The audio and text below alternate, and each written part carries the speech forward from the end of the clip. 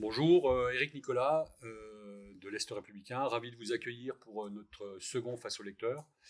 Nous en avions déjà fait un le 1er octobre avec trois invités exceptionnels, Patricia Touranchot, qu'on ne présente plus, Thibaut Solano qui a également écrit un livre sur l'affaire Grégory, et nous avions également dans nos locaux François Saint-Pierre qui est l'avocat depuis quelques années, un des trois avocats depuis quelques années de Jean-Marie et Christine Villemin. Aujourd'hui, nous avons un deuxième Face au lecteur avec trois invités.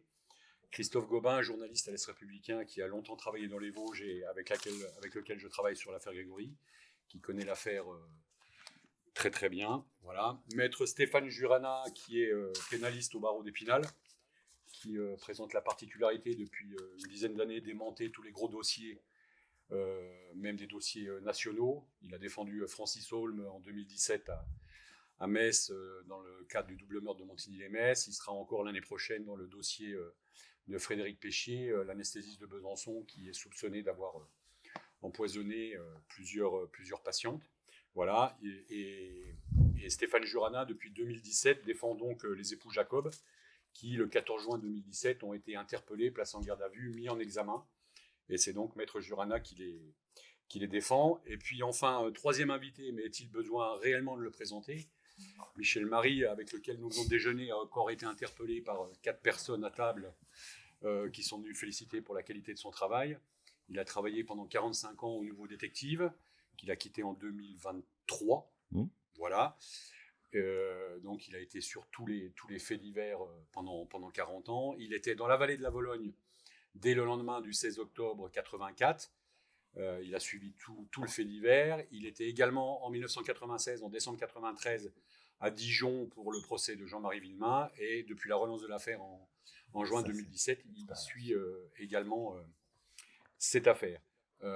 Michel, depuis qu'il a quitté le Nouveau Détective, est chroniqueur dans l'émission, dans le talk show de Cyril Hanouna. TPMP, voilà, il collabore aussi sur Enquête criminelle sur W9, voilà, et il continue, malgré qu'il ait quitté le journal, à faire des podcasts et des minutes justice pour le Nouveau Détective. Dans un premier temps, je vais leur donner la parole 3 minutes chacun, pour qu'ils puissent nous expliquer, enfin 3 minutes ou 5 minutes, pour qu'ils puissent nous expliquer comment ils sont arrivés dans cette affaire, voilà, qu'est-ce qui les passionne éventuellement dans cette affaire, et puis après on passera aux questions de nos lecteurs, que je remercie pour leur présence aujourd'hui. Voilà. Michel, est-ce que tu pourrais nous expliquer comment là, ça va être assez simple, comment tu es arrivé dans cette affaire Grégory, qui a commencé il y a tout juste exactement 40 ans, puisque nous sommes le 16 octobre 2024. Ça a commencé par... j'étais en reportage dans le Nord, j'avais la radio dans ma voiture de location et j'entends le flash info. Retrouver un enfant noyé dans la Vologne. Je ne savais pas très bien où se trouvait la Vologne à l'époque. Et alors, sans même me poser de questions, je me suis dit, c'est pour moi. Donc, avant même d'appeler ma rédaction, parce qu'on n'avait pas de téléphone portable à l'époque, il fallait s'arrêter sur le bord de la route, un taxiphone, etc. Donc, du coup, je suis parti, j'ai regardé sur la carte et je suis parti directement du côté d'Épinal, donc sur place, et j'ai appelé le journal en étant sur place, en leur disant voilà, je suis sur place. Ils me disaient comme une chance sur deux de me faire engueuler, et puis finalement ça tombait bien parce qu'ils n'avaient personne à envoyer, tous les reporters étaient occupés à autre chose. Moi j'avais terminé mon premier reportage et du coup, cette affaire m'a pris des mois et des mois. Alors j'ai pas été le seul à travailler sur ce dossier pour le journal. On s'est effectivement relayé à une époque, mais je crois que mon premier séjour, je suis resté 3 semaines sans rentrer à Paris. Et puis ensuite, effectivement, comme vient de le dire Éric Nicolas, j'ai suivi le procès comme chroniqueur judiciaire dans 93 à Dijon. Ça a duré 7 semaines. Et ça, je vous en parlerai peut-être tout à l'heure si vous m'en parlez. Et puis, depuis les rebondissements, effectivement, aussi, j'ai été amené à intervenir plutôt soit sur des articles longs pour Détective à l'époque où j'y travaillais encore, soit sur des plateaux. D'ailleurs, on a fait une version d'Enquête criminelle là, qui doit sortir, diffusée, je crois, ce soir ou demain sur W9. Merci. Maître Jurana, comment vous êtes arrivé dans cette affaire ? C'était semble-t-il le 14 juin 2017. C'était le 14 juin 2017. Et à l'inverse de Michel Marie, et ça va avoir une importance, en 2017, on a des téléphones portables. En 84, il n'y en a pas. Il faut bien retenir ça. Il n'y a pas de téléphone portable en 84. En 2017, il y en a. J'arrive à mon cabinet, 14 juin, mercredi, 14 juin 2017. Je viens à mon cabinet pour travailler un peu parce que les 14, 15 et 16 juin, je défends un accusé devant la cour d'assises des Vosges. Et donc, je viens repotasser un peu mon dossier avant de rejoindre la cour d'assises. Et là, j'ai un appel téléphonique sur mon téléphone portable. On me dit bonjour, section de recherche de Dijon. On vient de placer en garde à vue M. Marcel Jacob pour l'assassinat de Grégory. Très bien, on demande votre assistance. Et moi, je réponds naïvement, parce que je ne comprends pas à ce moment-là qu'il s'agit de l'affaire Grégory. Pour moi, je fais une confusion avec une autre affaire, et je lui dis, écoutez, je ne suis pas disponible, donc vous pouvez appeler quelqu'un d'autre. Puis en même temps, je me dis, attendez, j'ai mon associé qui arrive, donc elle va venir au chevet de monsieur Jacob, on gère. Et puis voilà. Donc je demande à mon associé d'aller à Bruyères, puisque la section de recherche de Dijon s'est déplacée à Bruyères. Marcel Jacob est en garde à vue, vient d'être placé en garde à vue à Bruyères, et donc je l'envoie à Bruyères. Je continue à travailler mon dossier de cour d'assises, je pars à la cour d'assises, et sur le chemin, mon associé m'appelle, elle me dit je vous le fais en live. T'es con ou quoi? C'est l'affaire Grégory. Je dis, comment ça, l'affaire Grégory? Ben, elle me dit, oui, c'est l'assassinat de Grégory Villemain. Et je dis, je suis à la cour d'assises, donc tu vas devoir gérer. Et elle me dit, non, mais moi, je ne peux pas gérer ça. Il faut que tu viennes. Je vais voir, je vous livre un secret, tiens. Je vais voir la présidente de la cour d'assises. Et je lui dis, voilà, madame la présidente, ça va certainement sortir dans la matinée. J'ai un client qui vient d'être placé en garde à vue pour l'assassinat de Grégory Villemain. Je vous demande si on peut reporter notre procès. Il n'y a pas d'urgence, mon client est libre. Et elle me dit non, il n'en est pas question, vous restez là. Enfin, vous restez là. Le procès se tiendra. Un certain nombre de personnes me disent quitte ton procès, va en garde à vue. Et je lui dis je ne peux pas abandonner mon client qui est là pour 3 jours, qui encourt 20 ans de réclusion criminelle. Donc je décide de rester à la cour d'assises et de demander à mon associé d'aller rencontrer Marcel Jacob et d'assurer son assistance dans le cadre de la garde à vue.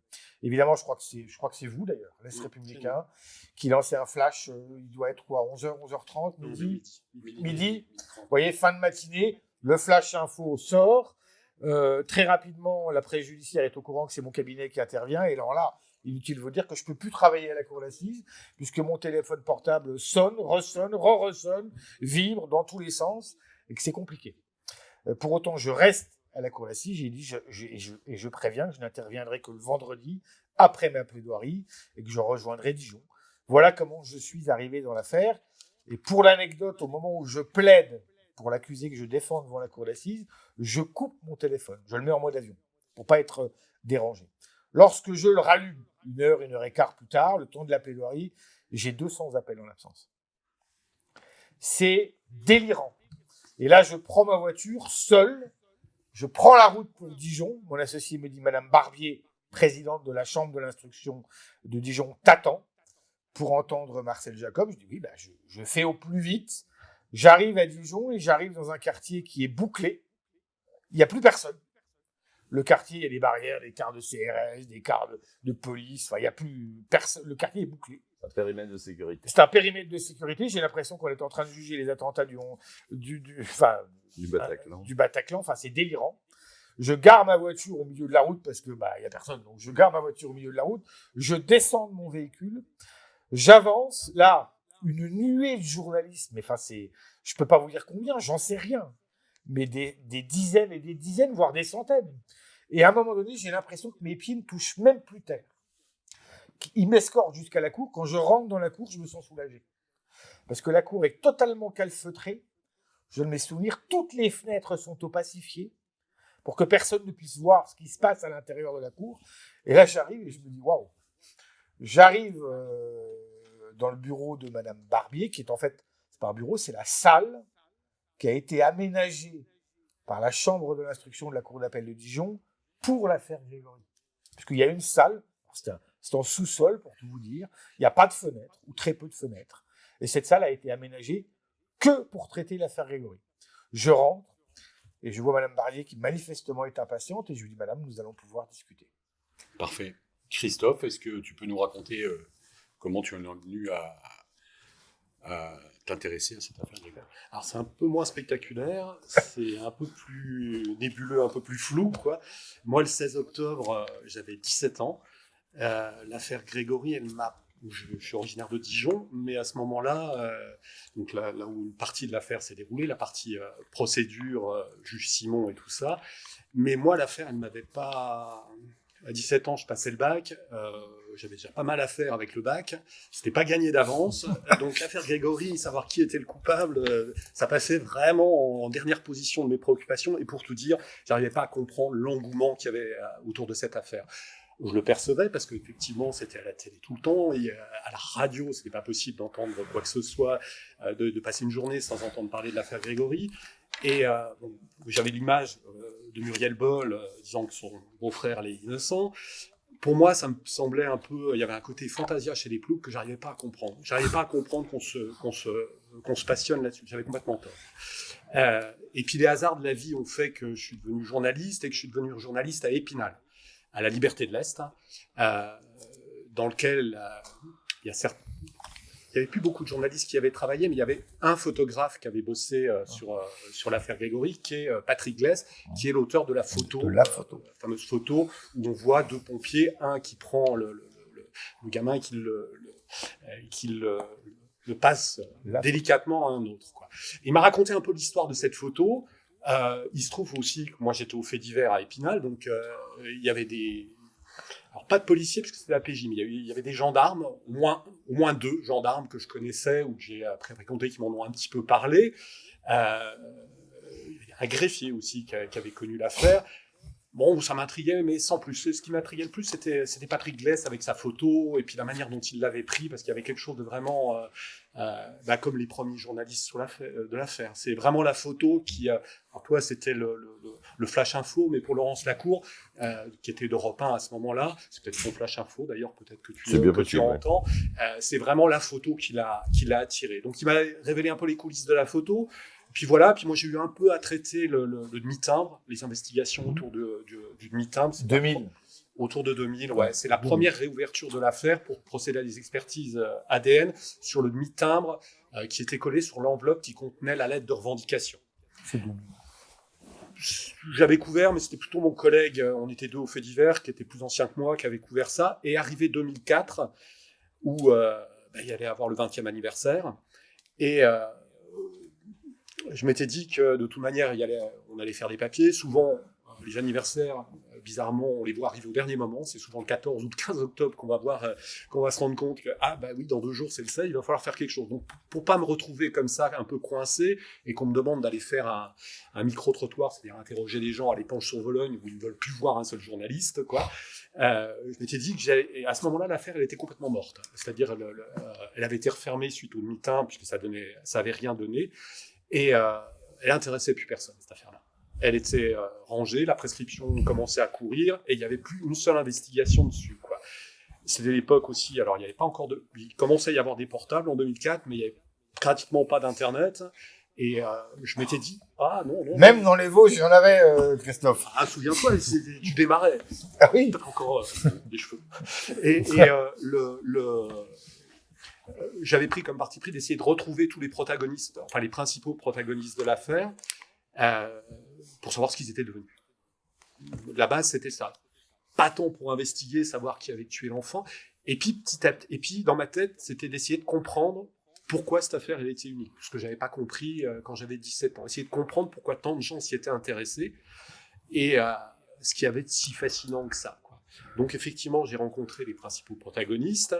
Et là, j'ai compris effectivement pourquoi elle était passionnante. Je m'y suis passionné, ça m'a fait plonger dedans jusqu'à l'obsession, comme pratiquement tous ceux qui touchent à cette affaire. Et puis, arrivé 2017, la relance des investigations, où avec Eric, on a travaillé dessus. Et on a eu avant les autres l'information qu'il allait avoir des interpellations. Donc, pendant plusieurs jours, on a campé dans la Vologne pour savoir qui serait interpellé. On avait plutôt misé sur Muriel Boll au départ. Elle a finalement été interpellée, mais pas la première. 15 jours plus tard. Ouais, 15 jours plus tard. Et finalement, c'est les Jacob qui ont été interpellés. Pas seulement. Pas seulement, il y avait aussi la femme de Michel Villemin. Ouais. Donc c'est comme ça que j'en suis arrivé à me... On va commencer par les questions de nos lecteurs, alors qui ne vont pas être forcément dans l'ordre chronologique de l'affaire. Donc ça peut partir un petit peu dans tous les sens. Y a-t-il encore une chronologie C'est dans toute cette la affaire question, toute la question. On va commencer par Joël, donc, qui est là et qui va donc vous poser la première question. Messieurs, dames. Ça fonctionne? Non, ça n'a pas l'air de fonctionner là. Si, ça fonctionne. Bon, voilà. Donc, j'ai 64 ans, j'en avais 24 à l'époque. J'habite à une trentaine de kilomètres de l'Éponge, donc forcément, on était inondé d'informations à l'époque-là. Et je n'ai pas le souvenir qu'on ait évoqué très souvent, ou même peut-être pas du tout, les époux Jacob à l'époque. Alors, est-ce qu'ils ont été quand même auditionnés et on a jugé qu'ils n'avaient rien à voir dans l'affaire à cette époque-là, ou est-ce qu'ils ont été oubliés à ce moment-là? C'est vrai que une des premières choses quand on est dans la vallée de la Vologne et puis qu'on apprend que c'est les Jacob qui sont interpellés, la première question qu'on se pose avec Eric, C'est qui? mais c'est qui les Jacob? Ouais, ils sont passés complètement sous les écrans radars. C'est ça, voilà. Alors, Médiatiquement, Ah, vous avez raison. sachant qu'ils sont quand même cités dans le fameux arrêt du 2 février 1993 qui vient blanchir complètement Christine Villemin, où on cite déjà les Jacob qui pourraient être un petit peu dans l'affaire. Mais ça, plus personne n'en avait aucun souvenir. En fait. Donc voilà, qui est-ce qui veut répondre à la question de Joël? Je crois que je suis le premier intéressé, assurant la défense des intérêts de Marcel Jacob. Médiatiquement, vous avez raison. Ils sont en dehors de toute médiatisation de cette affaire. Ils ne sont pas entendus par les journalistes, ils ne présentent pas devant les journalistes. Cela étant, Marcel Jacob, il est entendu dès le 16 octobre, enfin dès le 17 octobre. Le 17 octobre, il est entendu, mais comme tous les membres de la famille sont quasiment immédiatement entendus. Pourquoi ils sont entendus? Parce qu'on leur demande ce qu'ils faisaient la veille entre, pour faire simple, 17h et 20h30. C'est ça la question qu'on lui pose. Et immédiatement, sa réponse, c'est « je travaillais ».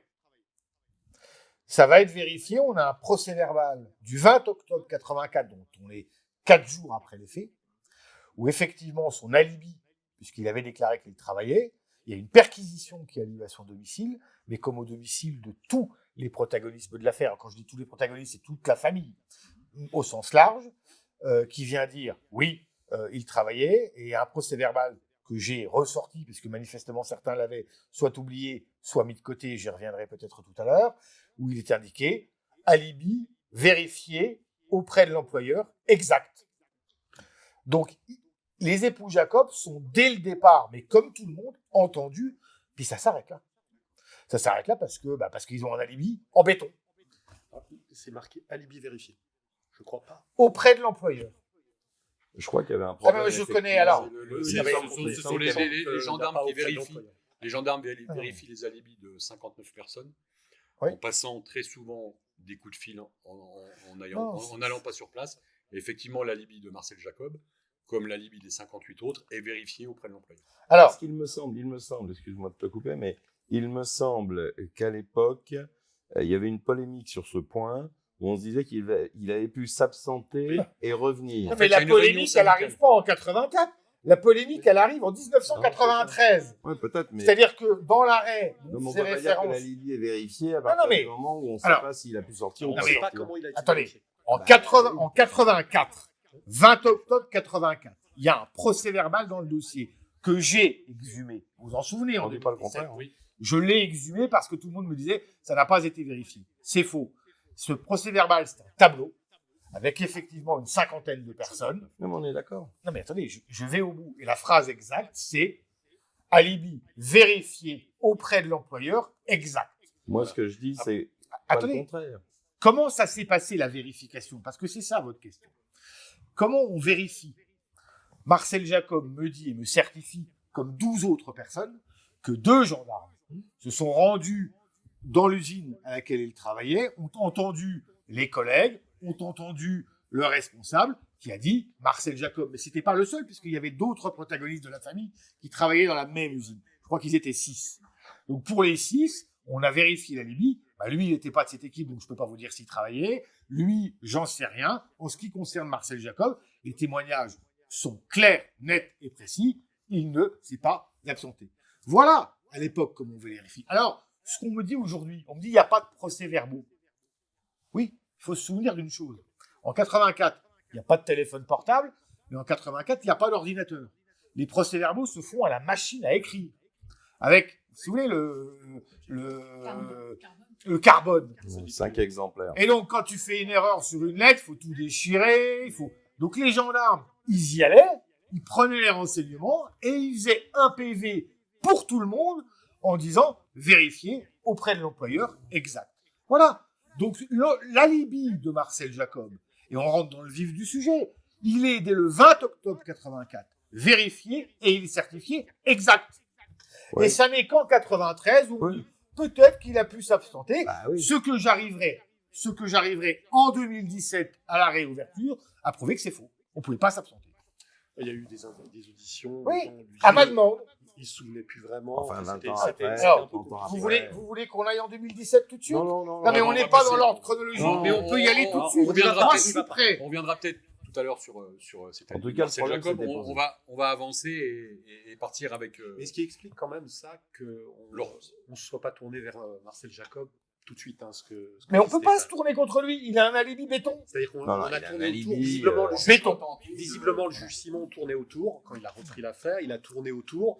Mais on suppose, parce que là, c'est de la supposition, lui, on a même exhumé les carnets pour savoir ce qu'il avait en tête, ces carnets intimes qu'il Vous voulez tenait. qu'on en parle de ces carnets? Non, on va en parler Hein? tout à l'heure. C'est ça. Et on supposait qu'il avait ça en tête et que c'était vraiment l'histoire de l'alibi était un blocage qui fait que peut-être qu'il a peut-être pu tremper parce qu'il avait, une animosité par rapport à Jean-Marie, parce Sauf qu'il qu'il avait il a un exprimé alibi. et il y a un Non, alibi. Donc, on ne peut pas aller Non, au-delà. on va pas- On suppose que c'est ça. Non, moi je veux Michel. juste te dire qu'à l'époque, les enquêtes de la gendarmerie n'étaient pas aussi pointues qu'elles le sont aujourd'hui. Et d'ailleurs, et je vais aller très vite, cette affaire, si elle arrive demain, on la règle en 24 heures. Entre l'ADN, la téléphonie, la vidéosurveillance, le problème est réglé en 24 heures.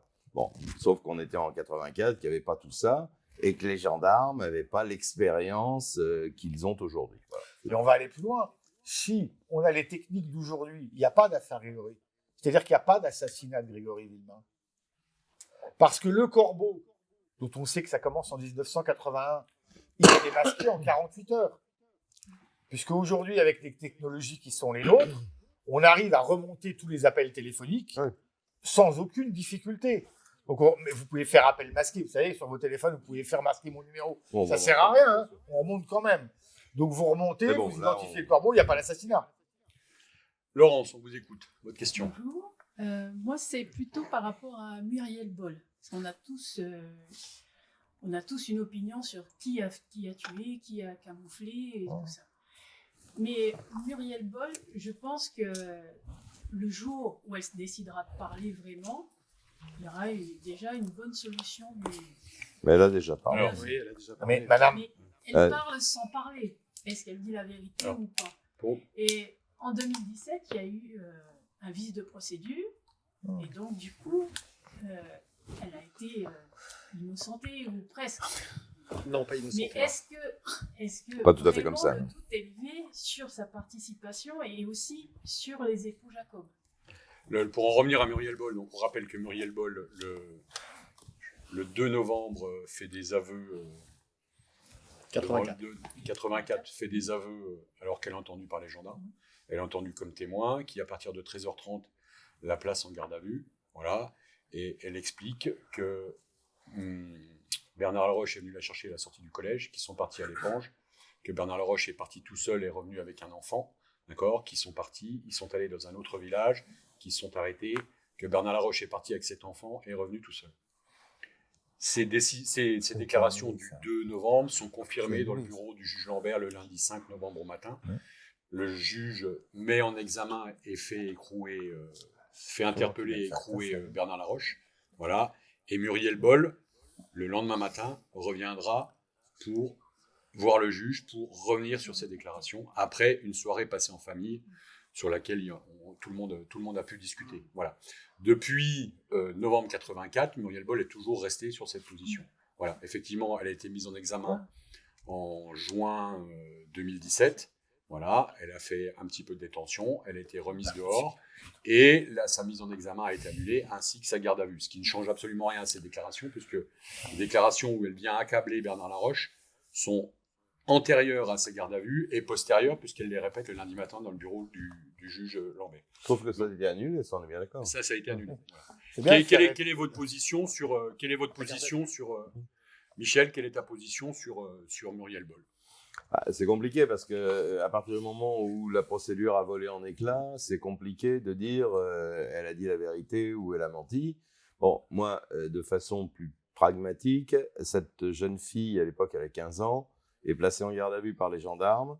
Elle dit un certain nombre de choses qui sont accablantes pour Bernard Laroche. Elle les confirme chez le juge d'instruction. Comme vient de l'expliquer Eric, elle rentre dans son milieu familial. C'est son beau-frère, Bernard Laroche, c'est le mari de sa sœur. Et elle habitait chez Bernard Laroche et Marie-Ange Laroche.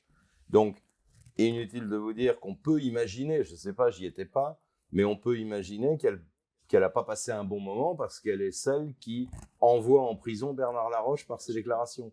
Et d'ailleurs, ensuite, elle va se retrouver retourner chez le juge d'instruction pour revenir sur ses déclarations, ce qui ne change rien en réalité pour le juge qui décide de l'interpellation et de la mise sous écroux de Bernard Laroche. Après, moi, je suis très mal placé pour dire elle a dit la vérité ou elle a menti. En tout cas, voilà ce qu'elle a dit. Moi, mon boulot de journaliste, c'est pas de sonder les âmes ou je suis pas voyant ni psychologue. De façon factuelle, voilà ce qu'elle a dit et on sait ce qui en a découlé. Après, effectivement, en 2017, cette procédure va voler en éclats.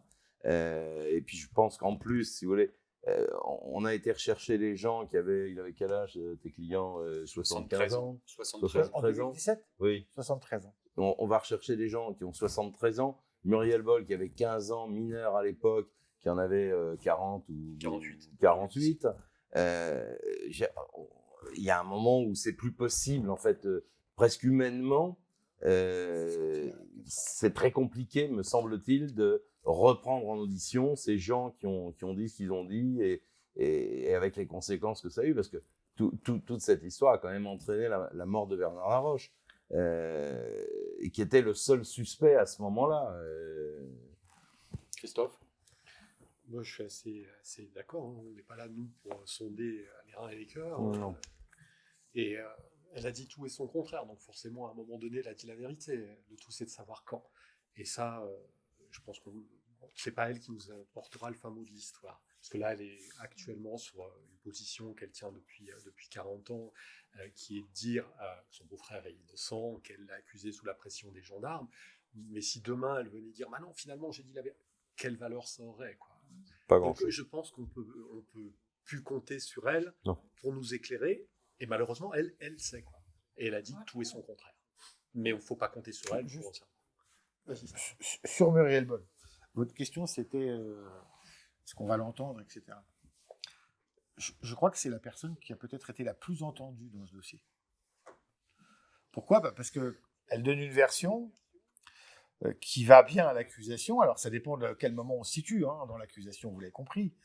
Ensuite, elle change de version, elle rechange, elle revient. Et donc, en fonction du moment où l'accusation penche dans un sens ou dans l'autre, on va l'entendre. Parce qu'on a besoin d'elle. Et le juge Simon va l'entendre des heures et des heures. Et je crois qu'il écrit dans ses carnets, alors c'est pas ce que j'ai retenu de ses carnets, mais je crois qu'on va en parler, il écrit « Je suis face à un mur, elle ne lâchera rien ». C'est un passage intéressant du... Ouais. Il y a une confrontation entre la... Parce que c'est le symbole aussi d'une omerta terrible. Alors Des c'est beaux, ce symboles que des pense beaux, le juge Simon. C'est-à-dire qu'il dit « Je vois dans ses yeux ». C'est ce qu'il écrit dans ses carnets. Qu'elle va lâcher, mais elle lâche rien, et elle reste sur sa position. Alors aujourd'hui, de deux choses l'une. Vous avez le Conseil constitutionnel et la Cour de cassation qui sont venus dire que lors de sa garde à vue, celle-ci devait être annulée parce qu'elle ne bénéficiait pas des protections nécessaires. Je rappelle, elle avait 15 ans, elle était en classe de transition, donc c'est quelqu'un qui était très fragile à cette époque-là. Je rappelle que des gendarmes ont reconnu pour l'un avoir dessiné le schéma qu'on lui a attribué, pour l'autre l'avoir plus que bousculé dans le questionnement. Moi, j'en sais rien. Non, mais je dis pas physiquement. Non, l'avoir plus que bousculé dans le questionnement, je dis. Donc, vous voyez, les mots ont un sens. J'ai pas dit physiquement. Donc, si on a quelqu'un qui est fragile, qui a 15 ans, qui est en classe de transition, dont les gendarmes admettent après coup que peut-être il l'a bousculé et que pour l'autre, il a dessiné le schéma.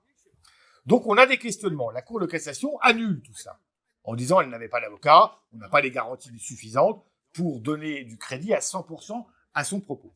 Depuis, sa position, c'est quoi? C'est j'ai menti, j'y étais pas. Et Bernard Laroche n'y était pas. C'est sa position. Alors, est-ce qu'elle est vraie, est-ce qu'elle n'est pas vraie? Moi, j'en sais rien. Je suis pas là pour vous dire, et je suis d'accord avec vous, je suis pas là pour vous dire qu'elle, je ne dis pas dans le mar de café, mais c'est sa position. En revanche, ce que je trouve ignoble, et vous voyez, je pèse mes mots, et je suis en cela d'accord avec François Saint-Pierre, vous voyez, on peut être d'accord, vous savez, François Saint-Pierre, c'est l'avocat des parents de Grégory. C'est un des avocats des parents de Grégory. François Saint-Pierre, il dit quoi? Il dit au pire, Muriel Boll, elle est témoin des faits. Il dit donc nous, on veut rien contre elle. Mais rendez-vous compte qu'en 2017, on va la mettre en examen pour enlèvement, séquestration suivi de mort. Un crime puni de la réclusion criminelle à perpétuité. On va la placer en détention provisoire. Alors, monsieur Gobin, monsieur Nicolas, vous dites pas longtemps. Enfin, quand même! C'est-à-dire que c'est une gamine de 15 ans au moment des faits, qui, y compris pour la partie civile, ne peut être que témoin, et on la place en détention. Bah oui, C'est scandaleux. Pourquoi on a fait ça? Moi, je vais vous le dire pourquoi on a fait ça. Parce que, comme les époux Jacob n'avaient pas été placés en détention, parce que j'avais réussi à obtenir leur placement sous contrôle judiciaire, il fallait la placer en détention parce qu'on espérait qu'elle craque. Elle a été placée en détention. Elle n'a pas changé de version. Elle n'a pas craqué. Alors, à quel moment dit-elle la vérité? Moi, j'en sais rien. Ce que je sais, c'est que la justice a tout fait, y compris en utilisant des procédés déloyaux. Comment je dis pour être gentil? Mais c'est plus que déloyal. Non, mais ils l'ont C'est toujours plus que fait, déloyal ça. de placer en garde à vue une gamine de 15 ans Ça, d'accord. pour des faits où elle n'était que témoin. Non, mais elle a pas C'est 15 ans. contre-allégable. Quand elle va en prison, elle n'a pas 15 ans. Mais c'est pour des faits elle en à a pas. l'âge de 15 ans. C'est un procédé. Et elle n'a pas changé. C'est ce qu'on appelle mettre un coup de pression. Ah, tout à fait d'accord. Alors, Mais c'est ignoble. Je ne fais que traduire le travail de je ne dis pas Mais il est que scandaleux, c'est le bien ou travail. c'est pas bien. alors J'en que sais la rien. justice sait pertinemment qu'elle ne peut pas la poursuivre pour aucune infraction.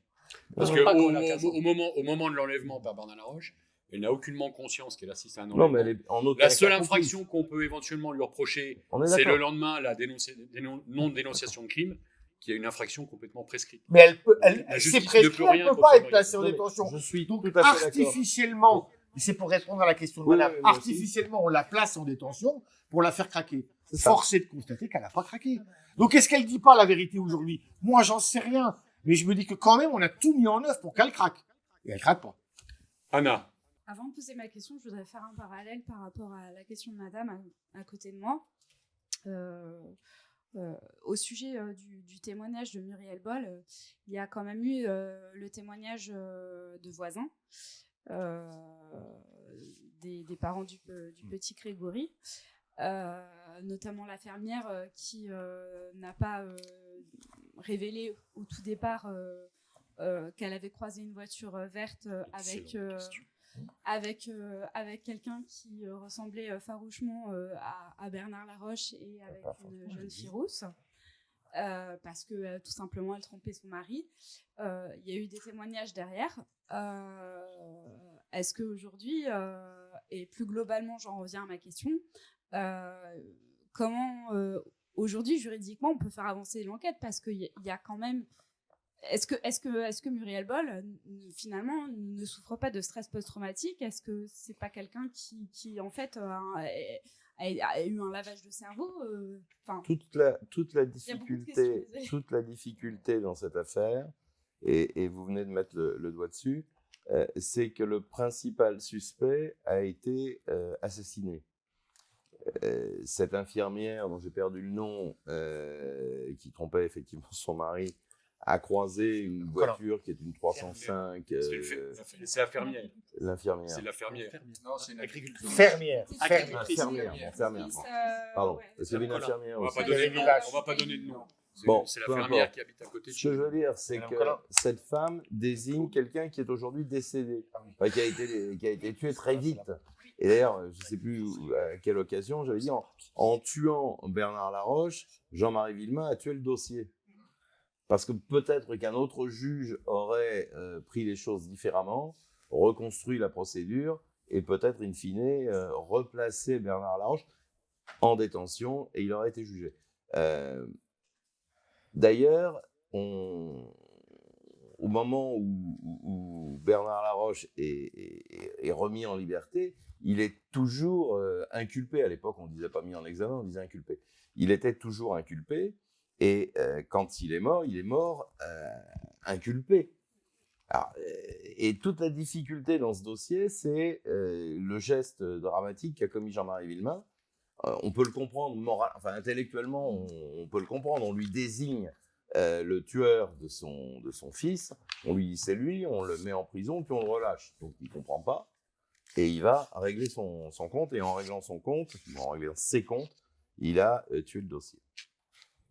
Et ce que je voulais dire, excusez-moi, mais c'est que c'est d'autant plus difficile que qu'est-ce que vous voulez faire? Là, on a une gamine de 15 ans dans cette voiture.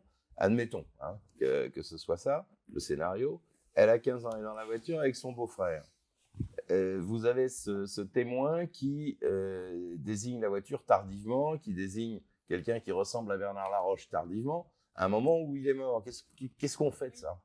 Qu'est-ce qu'on en fait?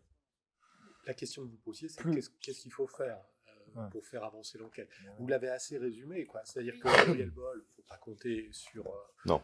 ni sur un travail de sémantique réanalysé à l'infini, ce qu'elle a pu dire, ne pas dire à divers moments de l'enquête. On ne peut plus trop, à mon avis, compter sur des témoins, y compris, même si je sais que les avocats des parents, plus que les parents d'ailleurs, je crois, espèrent que quelqu'un parlera. Je pense que ce qui est témoignage verbal, on ne peut pas trop compter dessus sur une affaire vieille de 40 ans. Je pense qu'il faut revenir, à mon avis, à ce qui était la politique du premier magistrat, enfin du premier procureur général de Dijon lors de la réouverture de l'affaire en 2008. Monsieur Bonnet, Voilà, Monsieur Bonnet, qui tablait sur l'ADN. et qui tablait sur des preuves scientifiques. Scientifique, pas que l'ADN. Scientifiques. En disant, on ne va pas repartir sur les mêmes errements, c'est-à-dire soit des témoignages, Muriel Boll, soit de la patascience comme la graphologie, parce que c'est quand même pas d'une rigueur scientifique extrême, Non, c'est pas une science exacte. Non. la graphologie, quoi. La science peut nous permettre de résoudre l'affaire. Donc peut-être que la science... actuellement, c'est pas possible. À condition Actuellement, que l'ADN ne donne rien. On arrive à la supports science, là, ne soient pas tout de suite. pollués, ce qui est... La science. Si On la va- science on n'y va- arrive pas, on y arrivera. On va rappeler qu'à l'heure actuelle, il y a 9 scellés sur lesquels 8. il y a des ADN neufs, sur lesquels il y a des ADN mélangés, mais que le laboratoire chargé de l'affaire, qui est le fameux laboratoire Outremer-Puech à Bordeaux, ne peut pas encore identifier. Donc les parents de Grégory, Jean-Marie et Christine tablent sur d'éventuels progrès de la science pour identifier ces ADN mélangés qui figurent sur des pièces très importantes du dossier, comme l'anorak, les cordelettes et d'autres choses qui sont des pièces capitales du dossier. Voilà. Maître Mais- Jurana. Madame, dans votre question qui est centrale, il y a deux questions dans votre question. C'est qu'est-ce qu'on fait des témoignages et comment on résout l'affaire. En gros, c'est ça, si j'ai bien compris. Moi, je vais vous donner ma position. Les témoignages, il faut arrêter.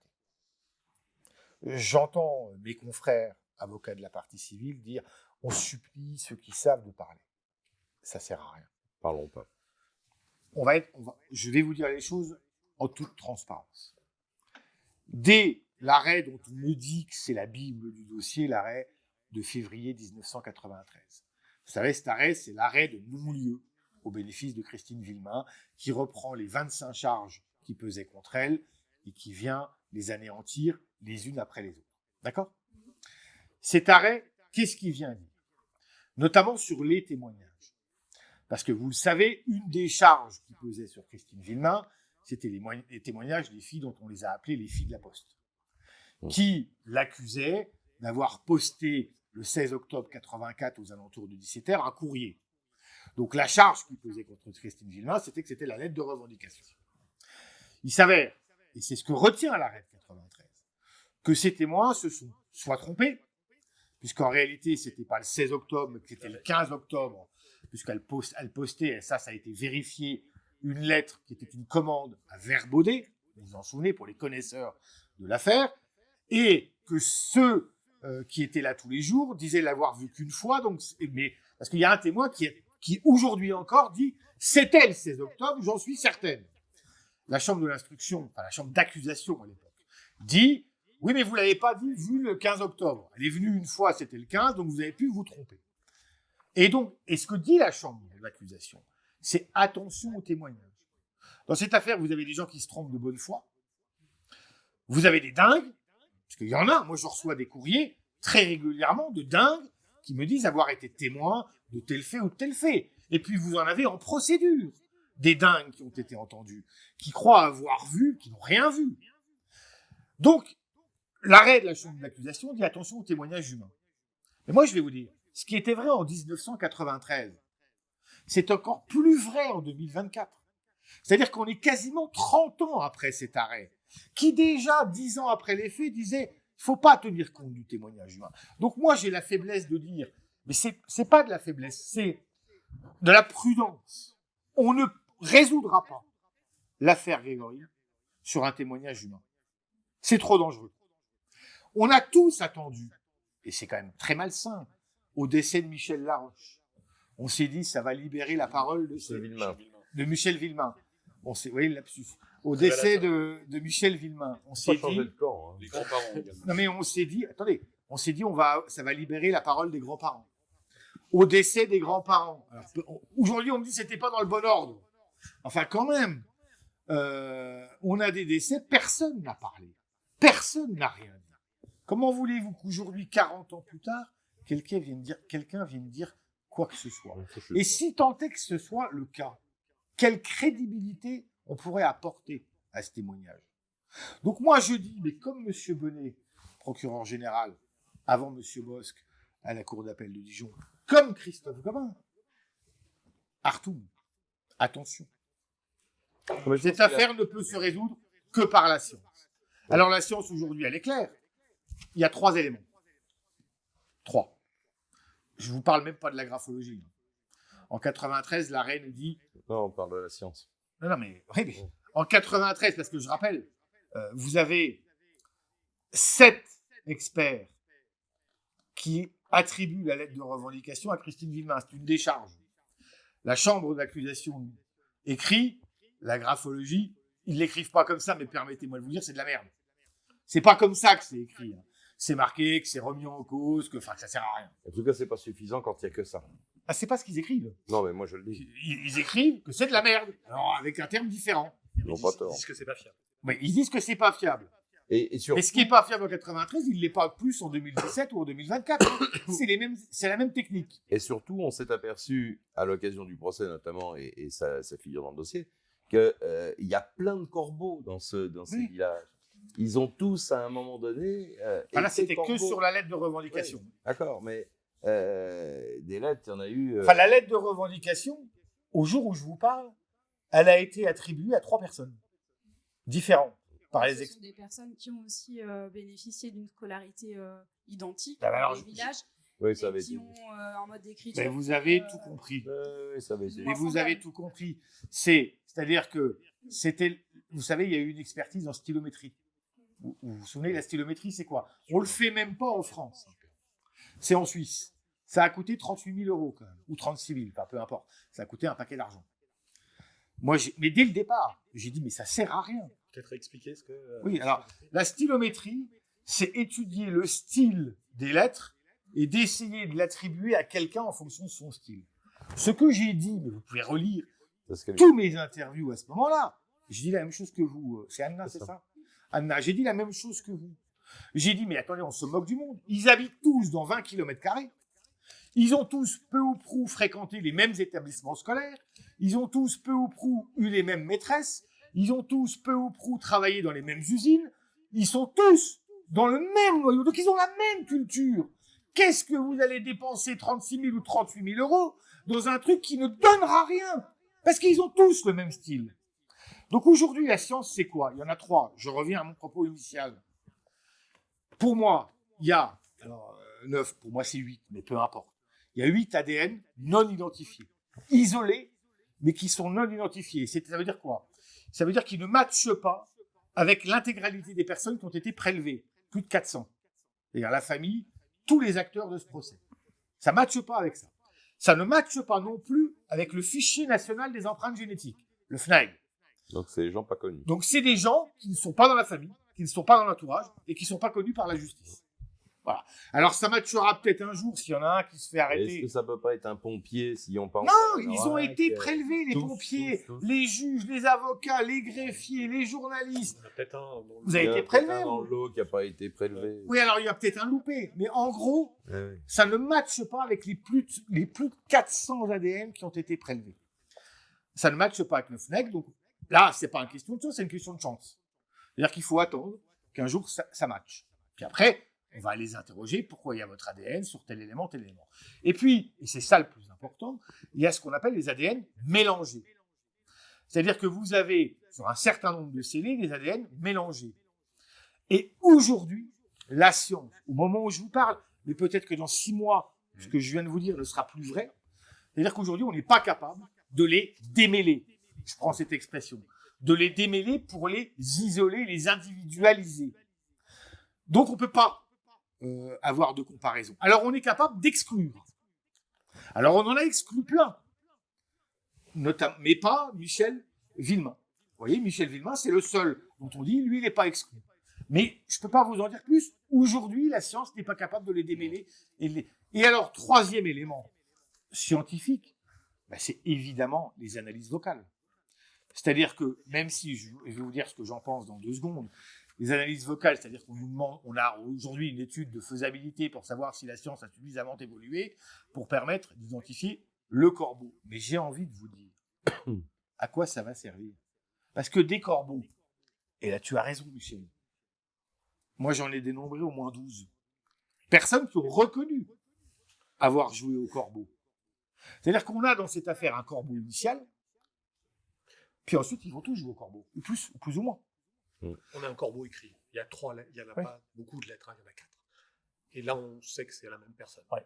C'est celle qui revendique le crime avec la 4e lettre. Sauf pour les graphologues, parce que pour les graphologues, c'est pas la même. C'est Non, enfin, ça, je pense Ça, qu'on c'est- on a dit tout Mais- le mal qu'on pensait. des Enfin, on a graphologues. mis en examen Jacqueline Jacob, notamment là-dessus. Et pour le vocal, effectivement, les coups de fil, il y en a plein qui ont donné des coups de fil. Les grands-parents, c'était un tsunami de coups de fil qu'ils ont reçu, quoi. Et les analyses vocales, elles ne sont pas d'une fiabilité sans borne. C'est-à-dire que autant l'ADN, on n'est pas arrivé à déterminer une sorte d'ADN vocal qui serait... Surtout que la voix est maquillée. Ouais, et qui pourrait être reconnu même si la voix est maquillée et qui serait quelque chose qui serait unique à une personne. Donc c'est pas d'une fiabilité extrême. Donc, merci pour vos réponses. Et juste une dernière question pour justement parler de la science et de l'ADN, parce que c'est finalement la réponse, hein, on va dire, au fait La dernière chance. Oui, voilà, la dernière chance.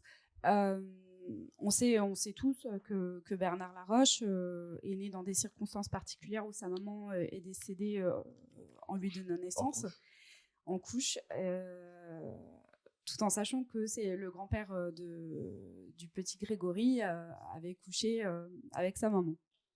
Est-ce que justement ça vaudrait pas le coup? Je sais pas, hein, au niveau judiciaire et au niveau de procédure, si c'est possible, mais on peut pas retracer aussi la généalogie de toutes ces familles-là parce que Ça a été fait. Ça a été fait. Tout ce qui est Mais ADN, tout a tout été ce qui est fait. paternité, tout ça a été établi y depuis compris des pour années. Bernard Ouais. Laroche. Ouais. Ça a été établi depuis des années. D'accord. Donc, le problème de l'ADN sur les Ce éventuelles dossier a eu au moins le paternités, mérite c'est de réglé. montrer qu'ils étaient tous les enfants de leur propre père. D'accord. Je voulais avoir Ce qui est confirmation. une chance. Ce qui est à l'époque une chance. Comment ça se fait avec donc les pièces à conviction que l'on a. Il faut parler dans le micro, excusez-moi. Ah, pardon. Oui. Que l'on n'ait pas réussi à mettre un nom. Ou, parce qu'il y a quand même eu la cordelette, il y a eu le timbre, il y a Non, mais le cheveu. C'est en fait c'est ce qu'on a expliqué tout à l'heure, c'est que sur ces pièces capitales dans le dossier, on a des ADN mais qui sont mélangés. D'accord ? Je vais dire n'importe quoi, sur une cordelette, on a 3 ADN mélangés et on ne peut pas individualiser chacun de ces 3 ADN pour le moment. Mais c'est peut-être quelque chose que le laboratoire d'Outremepuige pourra réaliser dans 6 mois ou dans un an. N'oubliez pas une chose, c'est qu'en 84, l'ADN, ça n'existe pas. Oui, ça je le savais, mais quand maintenant... on prend Donc, ils n'ont pas pris de précautions. Quand on prend les scellés, quand on prend les éléments de preuve, on ne prend pas les précautions qu'on prend maintenant, parce qu'on ne sait pas que ça va exister. Exactement. Donc, ce qui explique que sur beaucoup de pièces, déjà, on va retrouver des ADN qui sont parasites. Je crois qu'on a retrouvé des ADN de gendarmes ou sur des éléments de vêtements de Grégory. Quoi. Ce qui est normal. Ce qui est tout à fait logique, puisqu'ils ne pouvaient pas deviner, comme les gendarmes ne pouvaient pas deviner que l'avocat serait obligatoire 20 ans après, lorsqu'ils mettent en garde à vue Muriel Boll, ils ne peuvent pas deviner non plus que dans 20 ans, il va y avoir de l'ADN. Donc, ils n'ont pas pris les précautions nécessaires, ce qui fait que la science actuelle est obligée de faire avec les lacunes des constatations d'il y a 40 ans. Voilà. Tout le monde a touché à ces scellés. On parlait du timbre tout à l'heure. La conservation. C'est pareil. Quelqu'un lèche un timbre, pareil. on a son ADN instantanément et le problème est réglé. Là, il a été analysé combien de fois ce timbre des dizaines. Alors, des dizaines pour la première fois en 2000. Oui, mais Puisqu'ils en avaient pris une moitié. Parce que la moitié qu'ils analysaient à cette époque-là était détruite. Donc, ils ont gardé l'autre moitié pour. Mais ce que tu disais, et tu avais parfaitement raison, c'est que au moment où on saisit tous ces scellés, il n'y a pas un gendarme qui peut imaginer qu'ils serviront un jour pour des prélèvements ADN. Donc, ils ne prennent pas les gants, enfin, comme on le voit dans les films, c'est dans la vraie vie aujourd'hui, c'est comme ça. Les policiers, quand ils arrivent sur une scène de crime, ils mettent les chaussons, ils mettent une combinaison, ils mettent des gants, ils gèlent la scène de crime, personne ne rentre, personne ne touche à rien, on gèle les lieux et la police technique et scientifique fait tous les prélèvements sur place. Et là, on arrive à avoir des résultats fantastiques. D'ailleurs, on le voit tous les jours. À l'époque, effectivement, c'était pas du tout comme ça. Et ça a duré très longtemps, c'est même pire que ça, puisque en 2000, à la deuxième réouverture, donc en 2008, sur un scellé important de l'affaire, on a retrouvé l'ADN de Jean-François Pontelier, qui était le président de la Chambre de l'instruction avant Claire Barbier. Donc ça veut dire que même jusqu'en 2008 ou 2010, la justice est complètement passée au travers. Il y avait encore des erreurs comme ça qui étaient commises. Parce que les scellés n'étaient pas...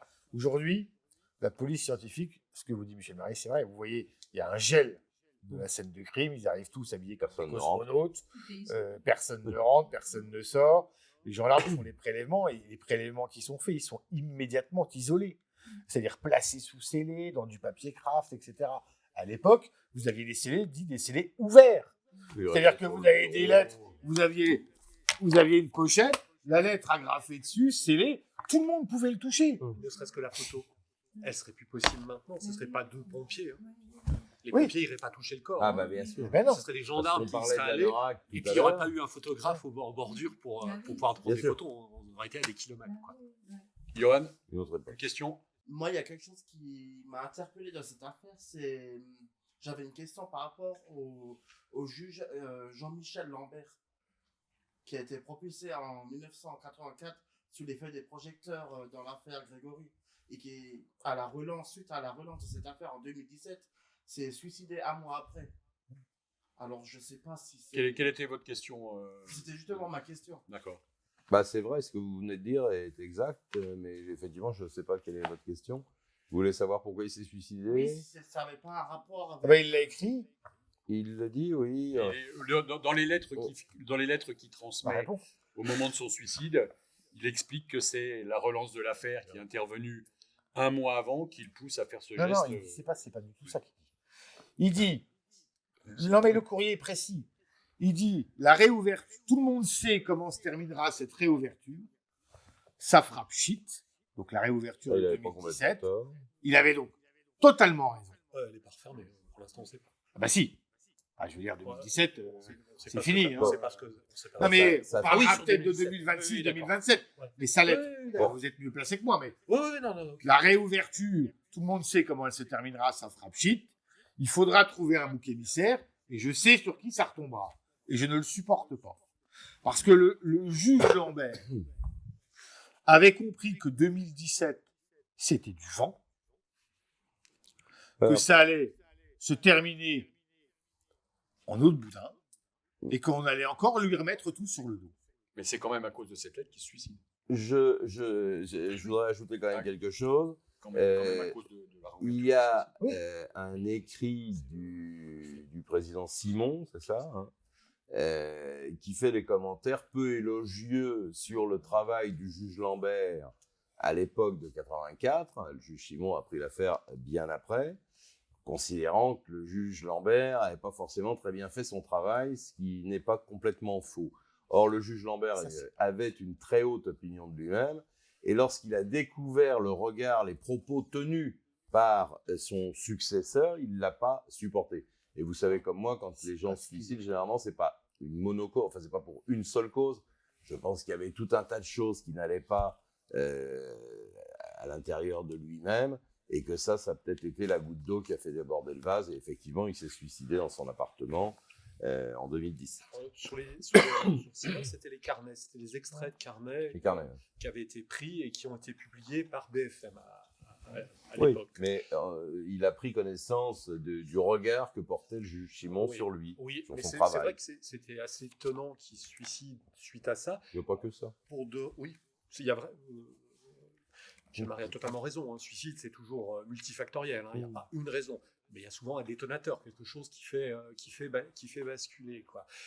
Et c'est un peu étonnant que cette chose qui les fait basculer ait pu être, parce que il savait que Simon le tenait en piètre estime, ça il le savait, quoi.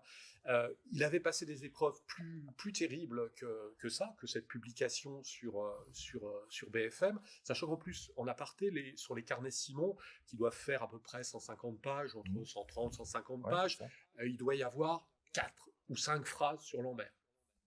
Donc, autant dire, quasi Ils sont pas très sympathiques. Qui sont sont pas très sympathiques, et que BFM a extrait. Mais l'essentiel des carnets Simon n'est pas une autopsie de l'enquête. Non, c'est pas Non, mais ils sont intéressants, les carnets. Ils sont très intéressants, parce que ils permettent d'entrer dans la tête du juge durant tout le temps où il a eu le dossier entre les mains. Et pour en venir à Lambert, effectivement, ce qui l'a vraisemblablement fait basculer, c'est ce que dit Maître Jurana, c'est l'impression qu'il allait servir à nouveau de bouc émissaire. Parce que quelles que soient les erreurs qu'il ait pu commettre durant la première phase de l'instruction, il n'est pas le seul à en avoir commis. Non. Je pense que côté gendarmerie, côté PJ, voire côté presse, c'est pas mal non plus, quoi. Mais personne n'a été attaqué comme lui l'a été. Non. Personne. Je crois même peut-être personne dans l'histoire judiciaire n'a été attaqué comme il a été attaqué. Le juge Doutreau. Le juge Doutreau, effectivement, qui a eu une promotion. a été attaqué. Mais Lambert aussi, C'est il a vrai. eu des Alors, promotions. non, il n'a pas eu de Ah non. Il a eu Ah des non. ruraux, je crois, ou un truc comme Enfin, ça. tu parles d'une promotion. Claude, on vous écoute. Savoir, parce que c'est un peu désollant, ça fait 40 ans que... Merci. Ça, c'est une C'est info, vrai, ça. c'est vrai. Ça, c'est une info. Pire que ça.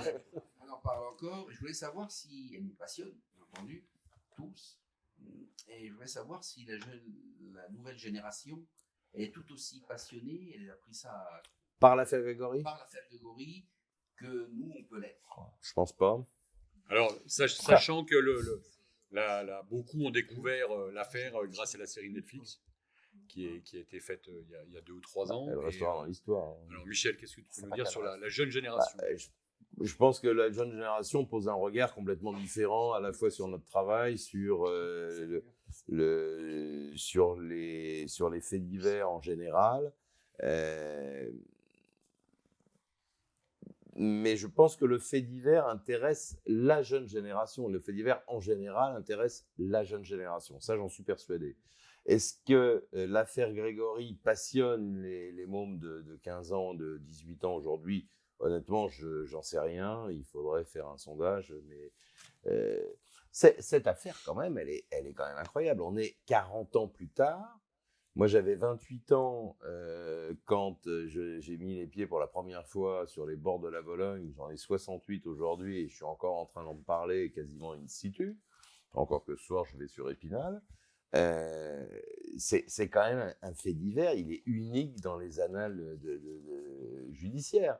Il n'y a pas une affaire qui ait fait autant couler d'encre, qui ait fait autant, et qui sont encore ouvertes parce qu'elle n'est toujours pas terminée. Il y a des analyses en cours, il se passe encore des choses. Après, ça fera ce que ça fera, j'en sais rien. Une fois de plus, j'ai pas de boule de cristal. Mais cette affaire est complètement folle depuis le début. À la fois par le comportement à la fois des gendarmes, du juge, des journalistes, on peut volontiers se mettre dans le lot, de certains avocats aussi. Enfin, il y a eu des erreurs probablement de comportement. On a tous été un peu débordés par l'ampleur que prenait ce fait divers. Enfin, et je pense qu'aujourd'hui, ce serait vraiment plus possible de travailler comme on travaillait à l'époque. Maintenant, pour répondre clairement à votre question, je ne sais pas. Oui, je pense que c'est quand même une affaire qui est rentrée dans l'histoire et dont on parlera, je pense, encore longtemps. Alors, bonjour. Le secret, donc, depuis 40 ans, il doit porter et à se porter. Les gens concernés doivent se lever chaque matin en se rappelant quand même les événements.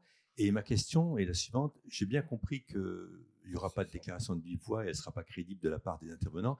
Par contre, on ne peut pas imaginer que quelqu'un, pour libérer sa conscience, écrive et puis qu'on ouvre et qu'on transmette, par exemple, à un notaire un document écrit en racontant les faits pour que, post-mortem, on ait des informations précises. Est-ce que vous pensez que quelqu'un pourrait, parce qu'il est pratiquant ou parce qu'il croit en un rédempteur qui existe peut-être, qu'on aura quelque chose de cette nature-là pour avoir des informations. Michel, je pense qu'il ne faut pas croire au Père Noël, d'une part, et d'autre part, la majorité des protagonistes dans cette affaire sont morts.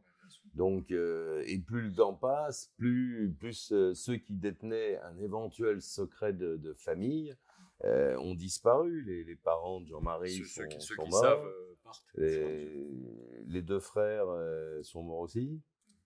Et vous savez il reste plus grand monde qui est dans la boucle de ceux qui étaient capables d'éclairer la lanterne de la justice. Les Jacob, ils sont bien vivants. Les Jacob sont toujours vivants. Mais bien vivants. Et alors, concernant les écrits, vous ne croyez pas, c'est bien lire. Vous nous dites, les gens ne veulent pas parler, mais pourquoi ils n'écriraient pas devant notaire, etc., pour dire au moment de ma mort, vous ouvrez ça et vous le rendez public. Mais mon client, il l'a fait. Tenez-vous bien. Vous êtes bien assis. Il a écrit « Je suis innocent à 100%. » Le problème, c'est que ce n'était pas la veille de sa mort. Attendez. C'était la veille d'un autre événement. Sauf qu'il ne sait pas à quel moment il va mourir. Il écrit « Je suis innocent à 100%. » Il met ça dans son garage, dans une pochette à 4. Lors d'une perquisition, 14 juin 2017, on retrouve cet écrit. Vous savez qu'on lui en a fait une charge? Vous avez écrit... C'est quand même curieux, oui. C'est curieux. Attendez. Non mais on se fout de qui? Il aurait écrit « J'ouvre mon cœur, je suis coupable, je reconnais. » Ok. Mais là, le type écrit « Je suis innocent à 100% » et on en fait une charge. Enfin, même la plus petite des 25 charges de Christine Villemain était plus solide que celle-ci. Stéphane. Quand même. Stéphane, est-ce que tu as caché quelque part dans ton garage? Mais c'est pas caché. C'est pas toi qui as enlevé je ne sais trop qui, le baron Empin. Mais moi, je suis pas le grand-oncle. Moi, j'ai pas été auditionné 4 fois. Moi, on m'a pas prélevé mon ADN 2 fois. Je trouve ça extrêmement... On allait prélever ton ADN. Je trouve ça très curieux. Non. Alors déjà, c'est le lendemain. On prélève son ADN. Il a déjà été entendu 4 fois. Et il dit... Attendez, les erreurs d'ADN, on en a vu dans tous les dossiers. Enfin, il était très proche. Il écrit « Je suis innocent à 100%. » Et on en fait une charge. Non, mais on marche sur la tête. Ça vous interroge pas que ça puisse interroger? Mais moi, ça m'interroge pas. Ce qui m'interroge, c'est qu'on soit assez dingue pour soupçonner quelqu'un qui écrit « Je suis innocent à 100%. » Stéphane, tu es son avocat. Tu es l'avocat mais ça, je vous confirme, Jacob, ça on le sait. Et tu fais ton travail, tu as défendu merveilleusement bien ces gens, puisqu'ils ont de toute façon été totalement blanchis. Ça, c'est donc sûr. on va pas... Ils n'ont pas été blanchis.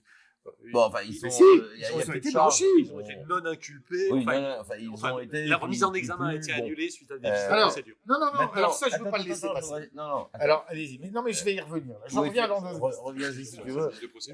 Non, Ce que je veux dire, c'est que la démarche, même si on est proche de la famille Villemain, la démarche d'écrire « je suis totalement innocent » me semble curieuse. Elle pose Donc question. c'est coupable. J'ai Non, écrit, je ça, suis innocent à j'ai pas dit 100%. ça. Ça pose question. J'ai pas dit ça, ça pose. Non, mais ça démarre. Attendez. Ça démarche. On est. Mais elle est bizarre. Ah, mais attendez. On est à la veille ou au lendemain d'un prélèvement ADN massif dans la famille. D'accord? Il est entendu par le juge Simon pour la xème fois. Ouais. Il a été entendu par le juge Simon, par les gendarmes, etc. On peut entendre qu'on trouve ça bizarre. Ah, mais moi, je vous réponds. D'accord. Marcel Jacob, il dit il y en a marre. Qu'est-ce qu'on me veut? On vient prendre mon ADN, on m'entend sans arrêt. Je suis suspect ou quoi? Et il écrit je suis innocent à 100%. Voilà. Parce que quand même. Curieux. Ah ben c'est curieux. Il a l'impression d'être suspect, il se défend. Il n'a pas d'avocat à l'époque, il l'écrit. C'était pour répondre à votre écrit. Non mais pour vous dire, on n'attend pas que les gens écrivent qu'ils sont coupables. On leur reproche d'écrire qu'ils sont innocents. On aurait Ce que préféré je- qu'il écrive qu'il était coupable. Ah bah ça, mais encore faut-il en discuter. Parce que, non, il y a quelque chose que je peux plus laisser passer. Qu'est-ce donc? Ah mais c'est assez simple. Vous dites, Christophe Gobin, que les époux Jacob n'ont pas été blanchis, mais que leur mise en examen a été annulée. Oui, c'est Vous avez raison. Ah. Et vous dites que cette mise en examen a été annulée pour vice de forme. Alors, j'ai pas dit que le vice de forme était. mais c'est était... ce que vous avez dit. Pour vice de forme, mais j'ai pas dit que ce vice de forme était pas justifié. Mais attendez, heureusement, vous n'êtes pas au-dessus de la Cour de cassation non plus. Non, je suis bien en dessous. Donc, vous dites ça. Sous-entendu, oui, enfin, le juge a oublié une virgule, ils s'en sont sortis comme ça. Ou sous-entendu, leur Oui, mais je avocat pense pas a bien fait son boulot, Ça, ils je s'en sont pense. sortis comme ça. Attendez, moi, je veux revenir quand même sur un certain nombre de points. Je veux rappeler que la forme, quand même, dans cette affaire, elle a bénéficié à tout le monde. Elle a bénéficié à Bernard Laroche, à l'époque où des expertises graphologiques ont été annulées parce que l'expert avait été désigné, vous vous en souvenez, par les gendarmes qui sont passés par le juge. Mais ce n'est pas le seul. Les problèmes de forme, ils ont aussi bénéficié à Christine Villemain, On vous écoute. dont je rappelle qu'elle avait été renvoyée devant la cour d'assises de Meurthe-et-Moselle, non pas par le juge Lambert, comme on peut le lire tout le temps, mais par la chambre d'accusation de Nancy, 3 magistrats. Pourvoi en cassation. La cour de cassation casse cet arrêt. Elle ne le casse pas en disant que Christine Villemain est innocente. Elle le casse parce qu'il y a 3 problèmes de forme. Un, sur la désignation, là encore, d'experts, qui pose problème. Un, parce qu'un co-expert n'a pas signé un rapport. Des actes assez périphériques. Voilà, des actes assez précis. Et donc la Cour de cassation, qui ne vérifie que la forme, casse et renvoie à Dijon, parce qu'elle veut dépayser le dossier, en disant vous enlevez ces actes-là, vous continuez, et si vous confirmez la décision de renvoi, ça sera devant la cour d'assises de la Côte d'Or. On en vient au Jacob. Au Jacob. Qu'est-ce qui se passe? Je vous ai raconté tout à l'heure, je vais appeler le 14 juin. Mercredi, jeudi, vendredi, je suis devant la cour d'assises des Vosges, donc 14, 15, 16. Le 16, je me rends à Dijon. Je rencontre Madame Barbier, présidente de la chambre de l'instruction. Elle est seule. Et elle me dit, je vais mettre en examen votre client. Je lui dis, vous allez mettre en examen votre client, vous? Elle me répond oui. Je lui dis, allez-y, madame. Si vous voulez que je vous dise, elle est toute seule. Je lui dis, ce que vous faites est une ignominie, parce que vous jetez en pâture sur la base de rien, et vous connaissez le retentissement médiatique de cette affaire, vous allez jeter en pâture le nom de mon client. Oui, je le fais, ok. Et elle me dit, et il est placé en détention provisoire. J'ai pas la parole à ce moment-là, sur le placement en détention. Elle me dit, vous viendrez vous expliquer le 20 juin prochain, donc le mardi, 4 jours plus tard, devant la chambre de l'instruction, c'est-à-dire Madame Barbier et 2 assesseurs. D'accord? Donc j'arrive, inutile de vous dire qu'entre le 16 et le 20, je ne dors pas, parce que quand vous avez un dossier qui fait des dizaines de milliers de pages, ben vous n'avez pas de temps de dormir en 3 jours. Moi, j'en connaissais rien à l'époque de l'affaire Grégory.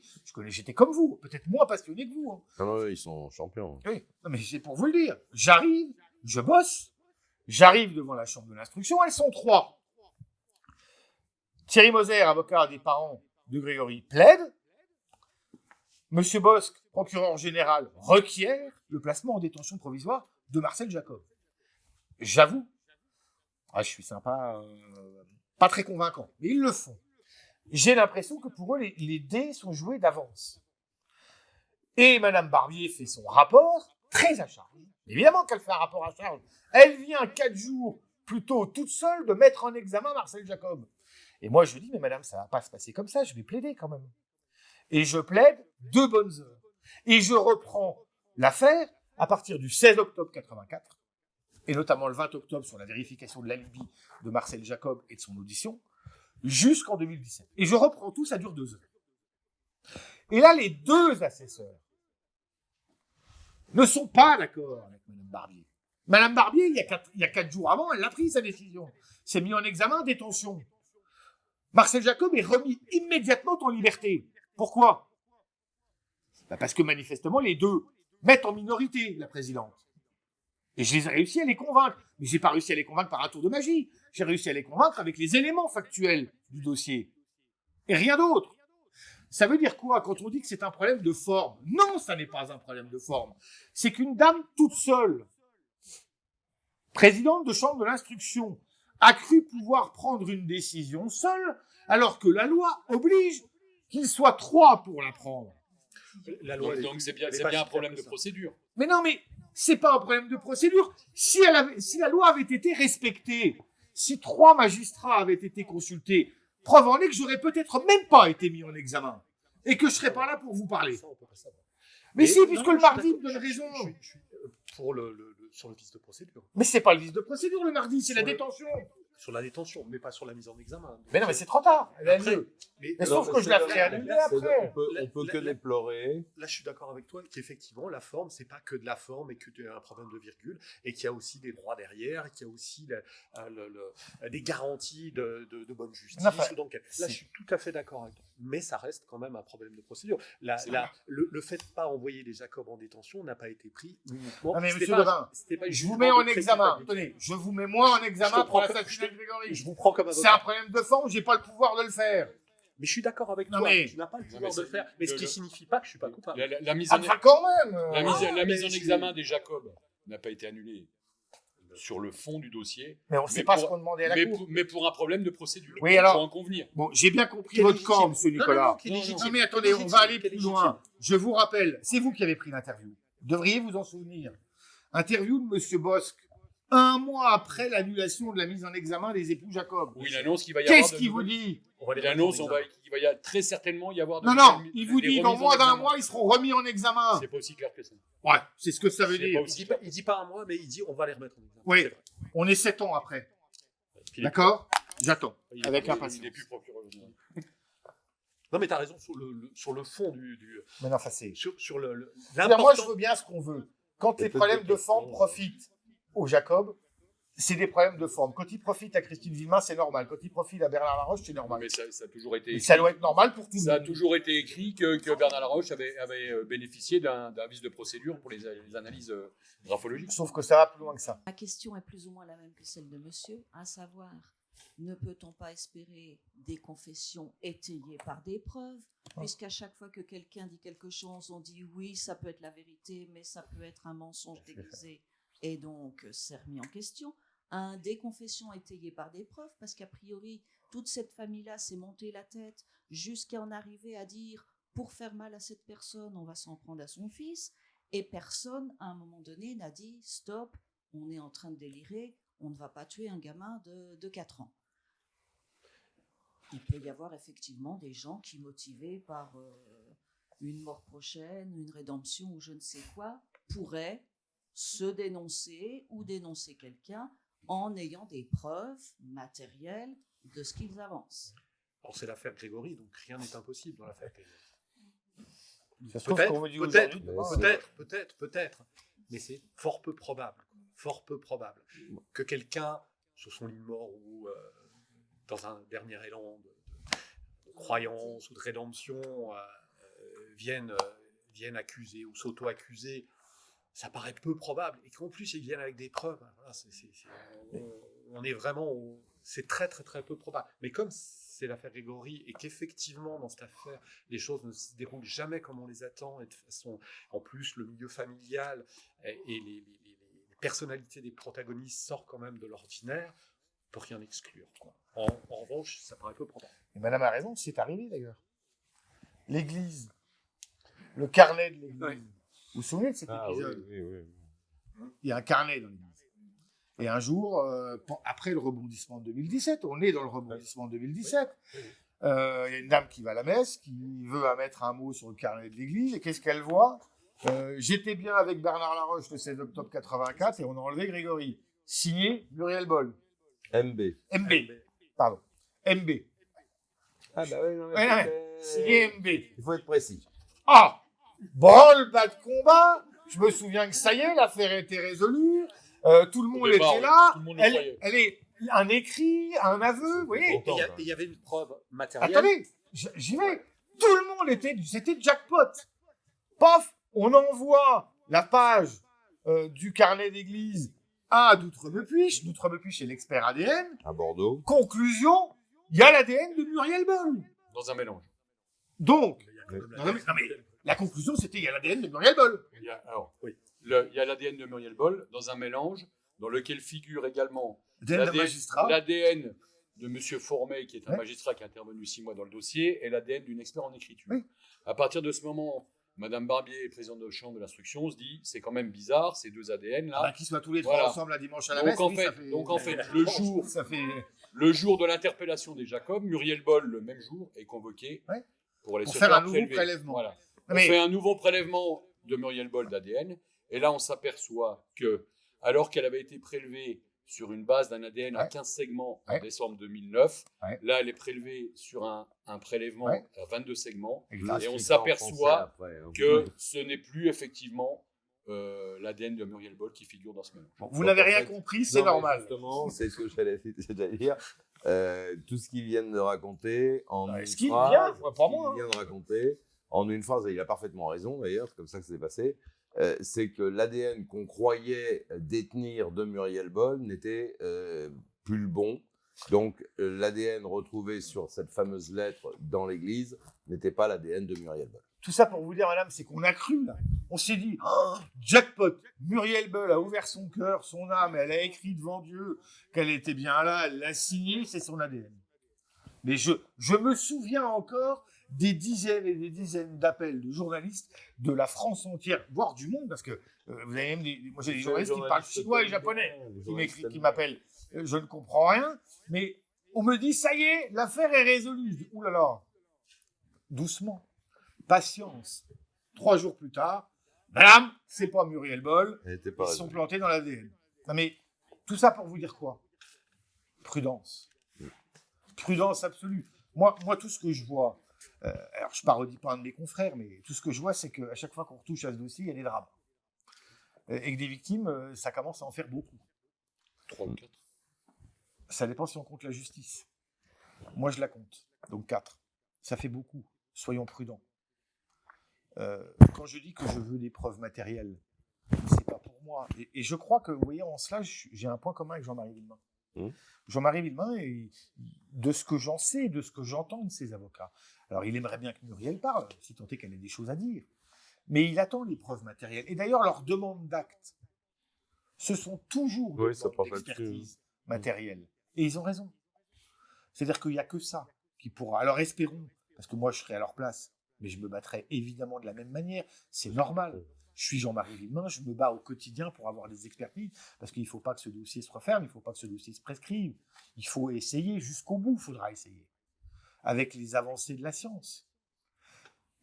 Voilà, on est dépendant de la science. Aujourd'hui, il y a un meurtre, on part des faits, des preuves, et la justice, les policiers se font leur opinion. Moi, j'ai l'impression que dans cette affaire, on est parti, les gendarmes, le capitaine Sesma, le juge Simon, ils sont partis de leur conviction et ils ont interprété les faits, les preuves qu'ils avaient pour aller dans leur sens. Et j'ai l'impression aussi que seul le juge Simon, qui a tout repris, lui est parti des faits, et les avocats sont partis des faits. Est-ce qu'il n'y a pas une dissonance de... De toute façon, vous savez... pouvez pas dire ça pour les gendarmes, vous ne pouvez pas dire ça. Parce que le 16 octobre, CESMA, quand il est le long de la Bologne, il ne pense pas à Bernard Laroche. Ni le 16, ni le 17, ni le 18, ni le 19. Mais de façon Et plus... ils viennent... Vous savez comment ils arrivent Est-ce que vous savez comment ils arrivent, l'espèce de marabout de ficelle qui font qu'ils arrivent vers Laroche? Il y a une discordance entre une déclaration de Laroche et une Non, déclaration avant ça, c'est un coup de fil que Marie-Ange Laroche passe depuis un café pour essayer d'incriminer quelqu'un d'autre en disant un tel a fait quelque chose. Qui sont placés en garde à vue, d'ailleurs. Oui. C'est les premiers placés en garde à vue. On ne donnera pas leur nom. Et c'est ça qui intrigue les gendarmes en disant mais pourquoi elle est allée dans ce café nous donner un élément qui n'a aucun intérêt, quoi. Et c'est comme ça qu'ils commencent à s'intéresser à Laroche. Vous voyez, on ne peut pas dire qu'ils étaient parti pris. Alors après, est-ce qu'ils ont essayé de faire coller quand ils ont eu une conviction? Est-ce qu'ils ont essayé de faire coller les éléments qu'ils recueillaient avec la conviction? Moi, j'en suis pas si sûr que ça. Il a eu l'impression d'être désavoué par le juge Simon. Ah non, le juge Lambert. Oui, ben il l'a été, puisque le juge a changé d'enquêteur en cours de route. Il a dessaisi les gendarmes. Donc oui, mais ça signifie pas qu'ils étaient... Parce que derrière votre question, il y a est-ce qu'ils ont été à charge, est-ce qu'ils avaient une conviction et ils ont été à charge. Voilà. Pour les gendarmes, moi, je n'ai pas l'impression. Non, mais moi, ce que je voudrais vous rappeler, madame, c'est qu'une enquête est faite par des hommes. Et ils ont forcément une idée, une enquête judiciaire, une enquête criminelle. On part évidemment avec les éléments qu'on retrouve. À l'époque, ça n'existait pas, mais l'ADN, la téléphonie, la vidéo, etc. Là, à l'époque, ils ont un enfant qui est mort, noyé. Encore, on est même facile, on est à peu près sûr qu'il est mort noyé. Non. On va pas compliquer. C'est forcément dans un noyau familial très proche. C'est le crime d'un très proche. Donc, les gendarmes, comme dans toute enquête, forcément, ils se posent des questions. Parce que ce sont des hommes et c'est pas des ordinateurs. Ils vont se suspecter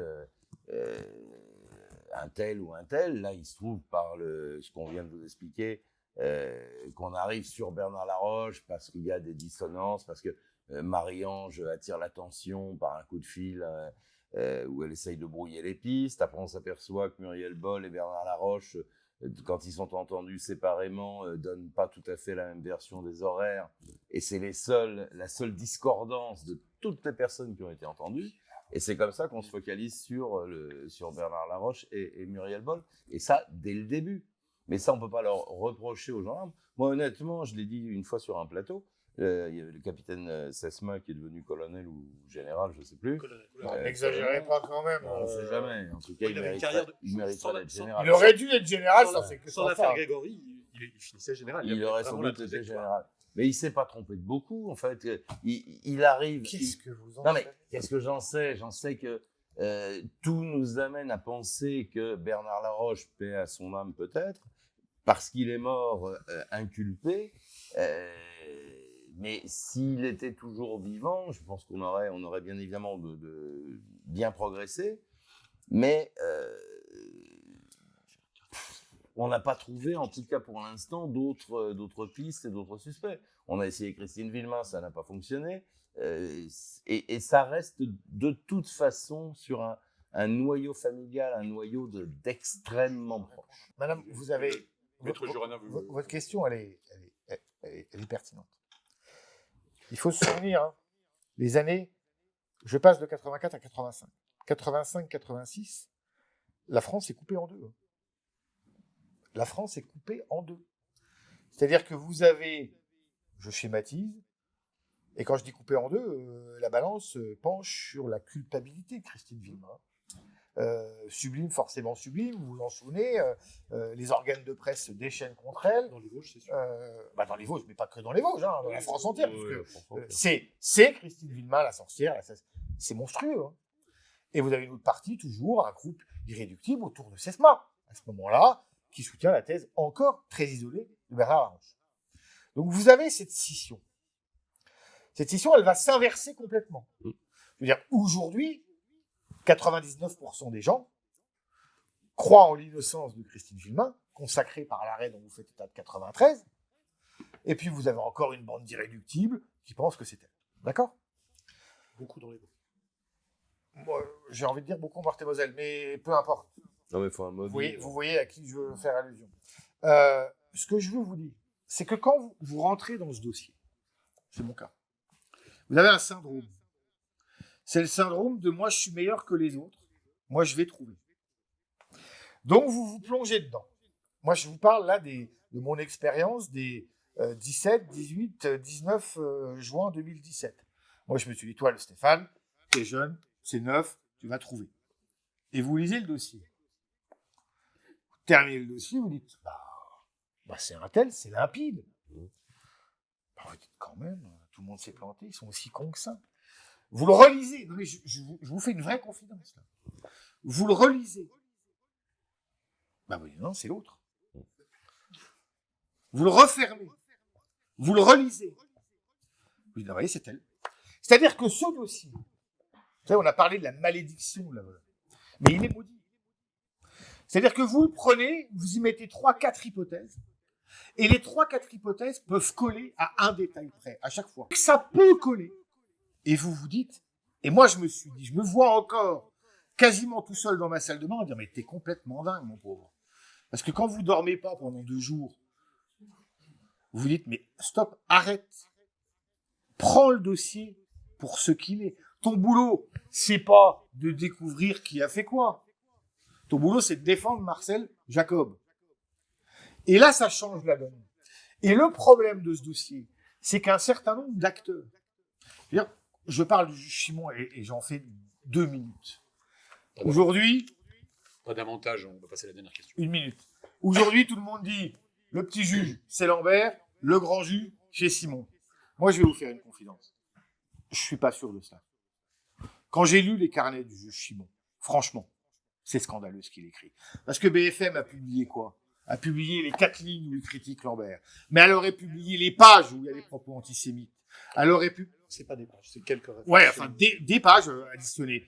Je veux dire, pour lui, Badinter, paix à son âme, pour moi, c'est le modèle absolu pour la justice. C'est pas le modèle du juge Simon, je vous le dis. Les références à la veuve, etc., c'est pour moi dramatique. Donc on voit que c'est quelqu'un qui a souffert de l'étude de ce dossier et qui s'est perdu en étudiant ce dossier, comme tout le monde. Donc il faut savoir rester les pieds sur terre et je peux vous garantir que ça n'est pas facile. Un mot de conclusion, Michel ?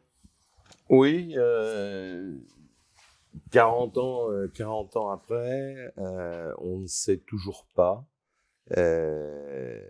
Et j'ai vraiment le sentiment qu'on ne saura peut-être jamais ce qui s'est véritablement passé. Il faudra se contenter de ce qu'on sait déjà, qui dresse un petit canevas, enfin un petit schéma criminel qui est contesté bien évidemment par Stéphane Joyannin, mais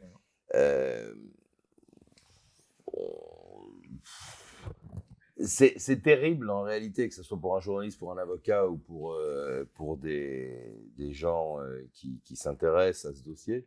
C'est terrible de se dire qu'on est totalement impuissant à savoir qui a tué ce gosse de 4 ans, qui aurait 44 ans aujourd'hui. Moi, j'y pense souvent.